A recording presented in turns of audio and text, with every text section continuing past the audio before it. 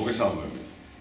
3 მაისს 7 საათზე ხუთშაბათ სოციალ-დემოკრატებთან შედგება ჩემი ლექცია თემაზე, რომელიც შეეხება ჭრედობითი ცხოვრებისა და თავისუფალი დისციპლინების ადგილს ევროპულ კულტურაში. თუ რას ნიშნავდა თავისუფლება ბერძნებისთვის, რას ნიშნავს თავისუფლება ქრისტიანულ კულტურაში და რას ნიშნავს თავისუფლება თანამედროვე ევროპულ კულტურაში.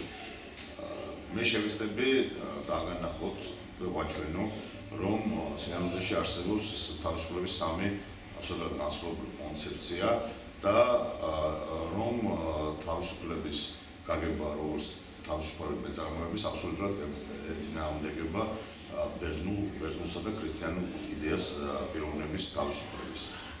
გიწევთ დისკუსიაზე, ძალიან საინტერესო იქნება ჩემთვის არგუმენტები და ძალიან საინტერესო იქნება ჩემი თეზისების გაშლა აუდიტორიის წინაშე.